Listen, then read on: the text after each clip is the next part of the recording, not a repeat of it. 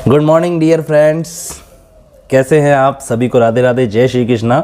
देखिए, मैं आपको एक बहुत ही महत्वपूर्ण टॉपिक पढ़ाने जा रहा हूं, इसलिए आप वीडियो को पूरा अंत तक देखिए और चैनल को सब्सक्राइब कीजिए। जो आज हम पढ़ने जा रहे हैं और जो आज हम स्टार्ट करने जा रहे हैं, ये 12th की बायोलॉजी में, बीएससी में, यहाँ तक कि एमएससी के अंदर जो बायोटेक्नोलॉजी वाला पोर्शन है उसमें पूछा ही जाता है। वहाँ पर बच्चे कंफ्यूज रहते हैं, उनको यही पता नहीं रहता है कि ब्लोटिंग टेक्निक क्या होती है। और अगर ब्लोटिंग टेक्निक के बारे में उनको पता चल भी जाता है तो उनको ये पता नहीं चल पाता है कि सदर्न ब्लोटिंग क्या होती है, नदर्न ब्लोटिंग क्या होती है, ठीक है, और वेस्टर्न ब्लोटिंग क्या होती है। 3 प्रकार की होती है ब्लोटिंग, सदर्न, नदर्न और वेस्टर्न, ठीक है। मतलब उनको जानकारी नहीं रहती है और इसमें उनकी भी गलती नहीं है क्योंकि बुक्स के अंदर ठीक प्रकार से दे नहीं रखा है।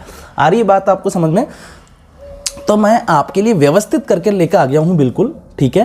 तो इसको आप चैनल को सब्सक्राइब कीजिए और वीडियो को पूरा अंत तक आप देखिए, ठीक है। क्योंकि जो हम पढ़ने जा रहे हैं ये बीएससी के लिए भी इंपॉर्टेंट है, ये एमएससी के लिए भी इंपॉर्टेंट है। फर्स्ट ग्रेड का जो एग्जाम है उसमें भी ब्लोटिंग से रिलेटेड क्वेश्चन आ जाते हैं, ठीक है, जरूर आ जाते हैं, ठीक है। और यहाँ तक कि नीट, पीएमटी सभी के अंदर जो हम पढ़ने जा रहे हैं वो वेरी वेरी इंपॉर्टेंट है, ठीक है। तो अब मैं स्टार्ट करता हूँ, अपनी मेन बात में स्टार्ट कर देता हूँ। देखिए, technique of analysis of cloned gene. हम क्या पढ़ने जा रहे हैं? क्लोनित जीनों के विश्लेषण की विधियां हम पढ़ रहे हैं। देखिए, इससे जो प्रीवियस वीडियो है, इससे पहले वाले जो वीडियो डाले हैं, मैंने उसमें बताया था कि जो भी वांछित जीन है या जो भी वांछित डीएनए खंड है उसको किसी वाहक के डीएनए के साथ में जोड़ दिया जाता है। जैसे कि प्लाज्मिड के साथ में जोड़ दिया, बैक्टीरियोफेज वायरस के डीएनए के साथ में जोड़ दिया और फिर उस वाहक को परपोषी कोशिका के ऊपर छोड़ दिया जाता है। संक्रमण फैला देता है, वो संक्रमण कर देता है, परपोषी कोशिका के अंदर घुस जाता है वांछित जीन या डीएनए खंडों को लेकर। कौन घुस जाता है? वाहक घुस जाता है, ठीक है। और वाहक क्या काम करता है? 2 काम करता है। एक तो वांछित जीन है या जो वांछित डीएनए खंड है उसके एक तो क्लोन बना देता है वो, ठीक है। सेकंड बात, उसको अंदर लेकर भी घुस जाता है, तो अंदर लेकर भी जा सकता है, उसका वाहक उसको वहन भी कर सकता है। वहन कर रहा है मतलब बाहर से किसी परपोषी कोशिका में कौन लेकर जा रहा है? वाहक लेकर जा रहा है वांछित जीन या वांछित डीएनए खंड को, और अंदर ले जाके क्या कर रहा है? उसके क्लोन बना रहा है, उसकी कॉपियां बना रहा है, उसकी प्रतियां बना रहा है, ठीक है। अब ये वांछित जीन, ये वांछित क्या है? ये वांछित मतलब जो भी जीन हम प्राप्त करना चाहते हैं, ठीक है, जो भी जीन हमें चाहिए, चाहे प्रोटीन बनाने वाला जीन है, कोई एंजाइम बनाने वाला जीन है, कोई हार्मोन बनाने वाला जीन है, ठीक है, या कोई रोग को ठीक करने वाला जीन है, कैसा भी जीन, कोई जैसे कार्बोहाइड्रेट उत्पन्न करने वाला जीन, कैसा भी जीन है जो मैं एक स्पीसीज से दूसरी स्पीसीज में, एक जाति से दूसरी जाति में डालना चाहते हैं ना, उन्हीं जीनों को क्या बोलते हैं? वांछित जीन कहते हैं, ठीक है। तो वांछित जीनों के विश्लेषण की विधियों के बारे में हम पढ़ रहे हैं। Technique of analysis of cloned genes के बारे में हम पढ़ रहे हैं। विश्लेषण मतलब क्या होता है? देखो, एक तो होता है संश्लेषण। संश्लेषण मतलब क्या होता है? किसी चीज को उत्पन्न करना, किसी को बनाना, ठीक है। और विश्लेषण करने का मतलब क्या होता है? विश्लेषण करने का मतलब क्या है कि जो क्लोन किए गए जीन हैं उनका बारीकी से अध्ययन करना। विश्लेषण करने का मतलब क्या है कि क्लोन किए गए जीनों का बारीकी से अध्ययन करना, उनको पहचानना, यही क्या कहलाएगा? उसका विश्लेषण कहलाएगा। तो क्लोनित जीनों के विश्लेषण के लिए बहुत सी विधियां काम में ली जाती है, जैसे कि जेल इलेक्ट्रोफोरेसिस विधि भी काम में ली जाती है। आज हम सिर्फ एक विधि के बारे में पढ़ेंगे वरना वीडियो हमारा लंबा हो जाएगा। आज हम किसके बारे में पढ़ेंगे? जेल इलेक्ट्रोफोरेसिस, यानी कि जेल कण संचलन या जेल इलेक्ट्रोफोरेसिस के बारे में हम पढ़ेंगे। जेल इलेक्ट्रोफोरेसिस की जो विधि है उसको हिंदी में क्या बोलेंगे? जेल कण संचलन, ठीक है। इसके अलावा सेकंड नंबर पर फिर हम पढ़ेंगे ब्लोटिंग टेक्निक के बारे में पढ़ेंगे, फिर हम पीसीआर के बारे में पढ़ेंगे, पॉलीमरेज चेन रिएक्शन क्या होती है, क्या उपयोग है, कैसे करते हैं, फिर डीएनए फिंगरप्रिंटिंग के बारे में पढ़ेंगे, फिर आरएफएलपी के बारे में पढ़ेंगे। बहुत ही इंपॉर्टेंट टॉपिक है ये, इसलिए आप चैनल को सब्सक्राइब जरूर कीजिए और वीडियो को पूरा अंत तक देखिए, तो ही आपको फायदा मिल पाएगा ज़्यादा से ज़्यादा। तो इधर आप देखिए इसके अंदर क्या होता है। देखिए जो हमारा जो डीएनए खंड है, जो हमारा क्या है, कोई डीएनए खंड है या कोई वांछित जीन है, उसको हमने किसी डीएनए में से प्राप्त कर लिया, अलग कर लिया। कैसे अलग किया? हमने डीएनए के ऊपर रेट्रिक्शन एंडोन्यूक्लियस एंजाइम डाला और रेट्रिक्शन एंडोन्यूक्लियस एंजाइम को आर एंजाइम भी कहते हैं। क्या कहते हैं? आर एंजाइम भी कहते हैं। R enzyme, R enzyme, R enzyme भी कहते हैं। ठीक है, आर एंजाइम, ठीक है, आर एंजाइम है। ठीक है, तो अब हमने क्या करा, किसी डीएनए के ऊपर आर एंजाइम डाला, तो आर एंजाइम क्या है? रेट्रिक्शन एंडोन्यूक्लियस एंजाइम है। आणविक कैंचियां भी कहते हैं, इंग्लिश में मॉलिक्यूलर सीजर्स के नाम से भी इसे जाना जाता है। ये रेट्रिक्शन एंडोन्यूक्लियस एंजाइम क्या करते हैं? डीएनए में से वांछित जीनों को काटकर अलग कर देते हैं। जैसे ये डीएनए है, माना कि इसमें से ये रेट्रिक्शन एंजाइम आएगा और ऐसे इसको काटकर क्या कर देगा? अलग कर देगा। ठीक है, अब जो ये डीएनए के जो खंड होते हैं ना बच्चों, ये अलग अलग साइज के होते हैं और अलग अलग प्रकार के होते हैं। कुछ छोटे होते हैं, मतलब कुछ छोटे होते हैं, कुछ बड़े होते हैं, कुछ मध्यम आकार के होते हैं, अलग अलग प्रकार के होते हैं। अब सीधी सी बात है, जैसे देखो एक प्रकार का जो रेट्रिक्शन एंजाइम होगा वो तो एक प्रकार के डीएनए खंड ही काटेगा। जैसे कि माना कि जो R1 एंजाइम है, देखो मैं यहाँ बता देता हूँ, जैसे कि माना कि जो रेट्रिक्शन एंडोन्यूक्लियस एंजाइम फर्स्ट है, माना कि वो डीएनए को इतने छोटे खंडों में काटता है। ठीक है, माना कि जो R2 एंजाइम है वो डीएनए को इतने लंबे खंड में काटता है। जो रेट्रिक्शन एंडोन्यूक्लियस एंजाइम थर्ड है, माना कि वो डीएनए को इतने लंबे खंड में काटता है। तो हमेशा जब भी डीएनए का इतना खंड हो तो समझ जाना कि कौन से एंजाइम ने काटा है? R1 ने काटा है। इतना हो तो वैज्ञानिक क्या समझ जाएंगे? R2 ने काटा है। इतना लंबा हो अगर डीएनए खंड तो क्या समझ जाएंगे कि तीनों में से कौन से एंजाइम ने अपना कार्य किया है?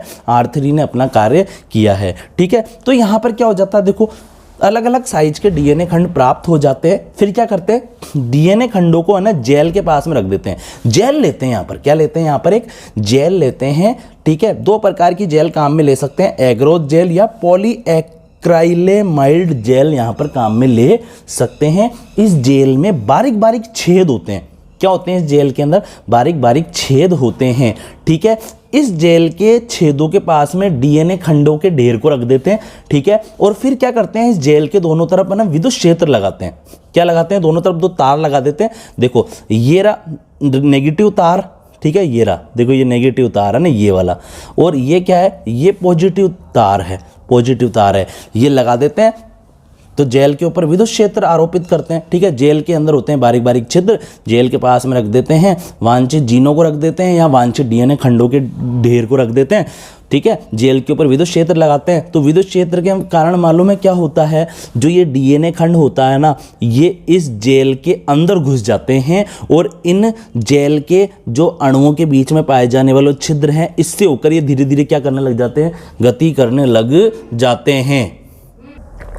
मतलब कि क्या बताया जा रहा है कि जेल ले लिया, ठीक है, जेल के अंदर होते हैं बारीक बारीक छिद्र, छिद्रों के पास में रख देते हैं डीएनए खंड।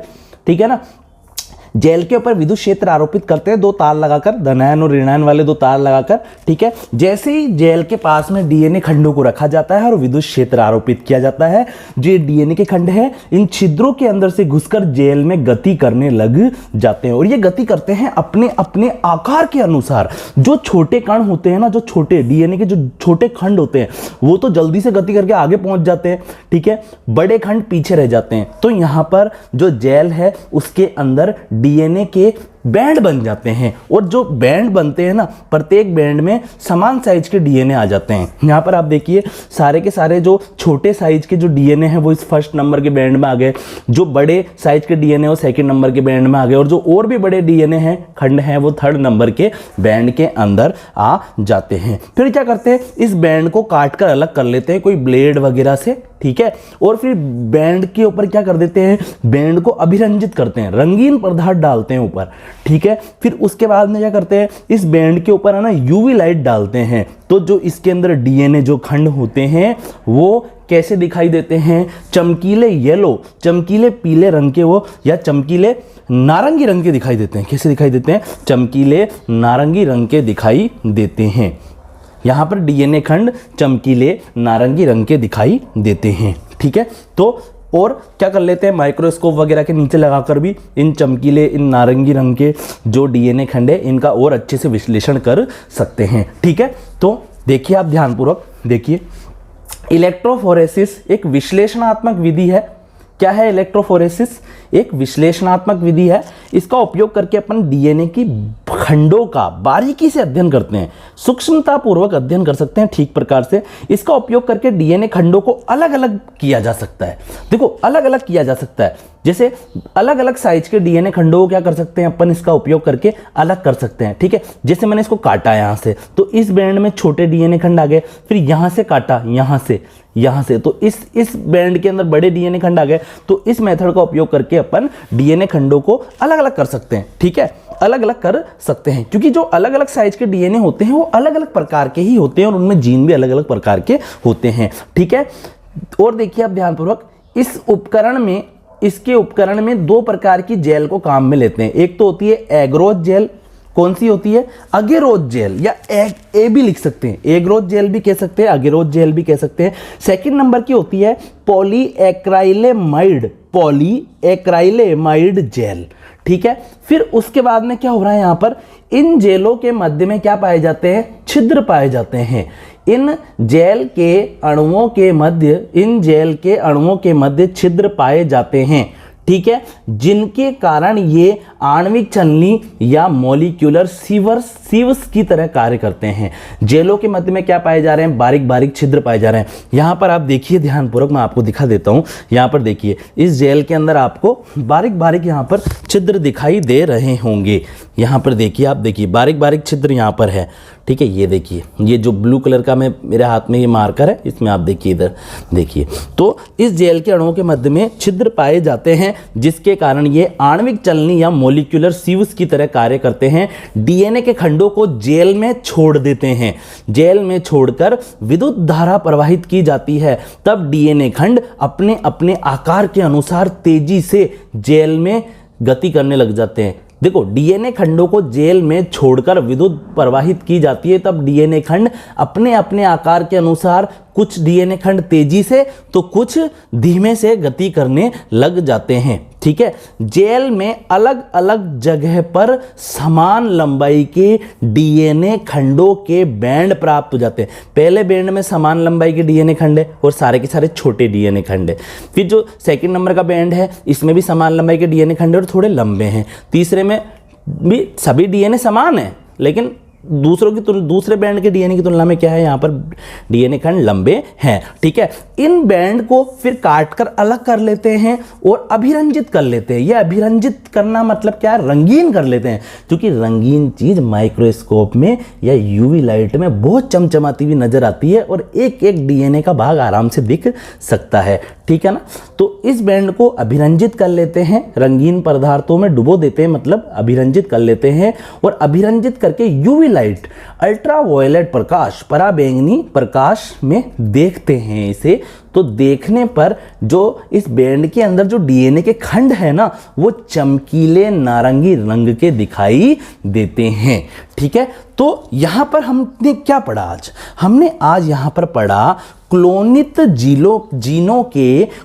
जीनों के विश्लेषण की विधि के बारे में हमने आज पढ़ा कि जो कौन कौन सी टेक्निक है जिसके द्वारा अपन क्लोन किए गए जीनों का विश्लेषण कर सकते हैं। तो हमने पहले नंबर पे कौन सी मेथड पढ़ी है? जेल कण संचलन या जेल इलेक्ट्रोफोरेसिस के बारे में हमने पढ़ा है। जेल होता है, जेल में छेद होते हैं, जेल एक चालनी के समान है, जेल के ऊपर डाल देते हैं डीएनए खंड या जीन डाल देते हैं वांछित, और जब विद्युत क्षेत्र आरोपित करते हैं तो डीएनए खंड या जीन अपने अपने आकार के अनुसार गति करने लग जाते हैं। छोटे जीन या छोटे डीएनए खंड आगे पहुंच जाते हैं तो आगे छोटे डीएनए खंडों का बैंड बन जाता है। बड़े डीएनए खंड पीछे रह जाते हैं तो पीछे की तरफ बड़े डीएनए खंडों का बैंड बन जाता है। ठीक है, फिर बैंड को काट कर अलग कर लेते हैं, फिर अभिरंजित कर लेते हैं, फिर यूवी प्रकाश में देखते हैं तो बैंड में जो डीएनए खंड या जो जीन है वो चमकीले नारंगी रंग के दिखाई देते हैं, और अपन उसकी आराम से माइक्रोस्कोप के नीचे लगाकर या इलेक्ट्रॉन माइक्रोस्कोप आदि के अंदर लगाकर बहुत अच्छे से बिल्कुल ठीक प्रकार से डीएनए का विश्लेषण कर सकते हैं, बारीकी से अध्ययन कर